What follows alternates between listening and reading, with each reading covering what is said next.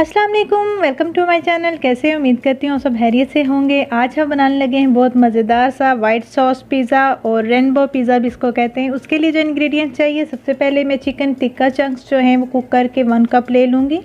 और साथ ही mix vegetable जो हैं वो मैंने ले लिए हैं चॉप करके। और साथ ही एक पैन ले लेंगे जिसमें हमने बनानी है वाइट सॉस। उसके लिए जो है बटर घी जो है 1 टेबलस्पून ले लिया है। 2 टेबलस्पून जो है मैंने मैदा ले लिया है और इसको अच्छी तरह से मैंने मिक्स करना है।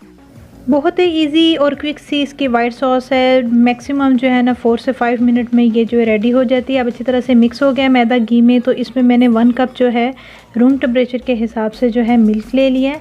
और इसको जो है ना अच्छी तरह से मैं विस्क कर लूँगी ताकि ये जो मैदा है अच्छी तरह से इसमें मिक्स हो जाए और गुठलियाँ ना बने। और इसमें मैंने हाफ़ टी स्पून गार्लिक का पेस्ट और हाफ़ टी स्पून नमक और हाफ़ टी स्पून काली मिर्च का पाउडर ऐड कर लिया है। आप गार्लिक पाउडर भी ऐड कर सकते हैं। अब इसको जो है मैं अच्छी तरह से मिक्स कर लूँगी। बिल्कुल स्मूथ सा टेक्सचर सा हमारा ये सॉस रेडी हो गया। और साथ ही जो है हम अब तैयारी करेंगे अपनी पिज़्ज़ा डो की। पिज़्ज़ा डो जो है मैंने पहले से वो इसको रेडी कर लिया था और पिज़्ज़ा डो की रेसिपी आपसे मैंने शेयर की हुई है। इसका लिंक मैं डिस्क्रिप्शन बॉक्स में ऐड कर दूँगी, वहाँ से आप चेक कर सकते हैं। बहुत इजी और क्विक सी ये पिज़्ज़ा डो की रेसिपी है। और इसको जो है मैं हाथ के साथ अच्छी तरह से जो है ना इस पिज़्ज़ा डो की रोटी को स्प्रेड कर लिया है तवे के ऊपर। और इसको जो है ना फोर्क के साथ मैं जो है इसको निशान लगा रही हूँ और ऑयल की ग्रीसिंग कर ली ताकि इसके अंदर जो एयर बबल है वो ख़त्म हो जाए और हवा वगैरह जो है पानी इसमें अच्छी तरह से निकल जाए और ड्राई हो जाए। इसको तवे पे मैंने 6 मिनट के लिए लो फ्लेम पे जो है मैंने इसको पकाना है। और साथ ही जो है इसको दूसरी साइड से भी हमने चेंज करना है क्योंकि थोड़ी सी कुक होनी चाहिए, क्योंकि कच्ची जो डो होती है उस पर हम पेस्ट नहीं लगा सकते, ना टॉपिंग कर सकते हैं। इसको जो है ना थोड़ा सा हमने कुक कर लेना है दोनों साइड से।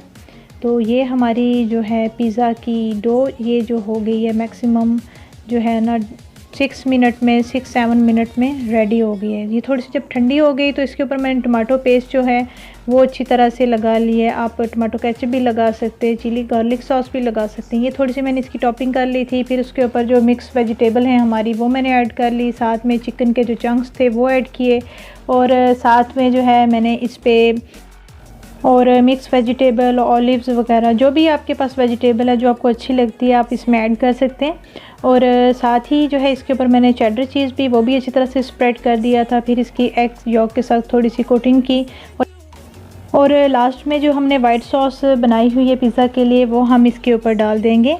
और ये बहुत इजी और क्विक सी रेसिपी है इस वाइट चीज़ पिज़्ज़ा की। और इसमें वेजिटेबल्स मैंने इसलिए ऐड की हैं कि वैसे तो मैंने चिकन का बनाना था, इसमें मैंने डिफरेंट वेजिटेबल ऐड किए हैं। जो मेरे फ्रेंड्स जो हैं जो वेजिटेरियन हैं उनके लिए भी ये बेस्ट रेसिपी है।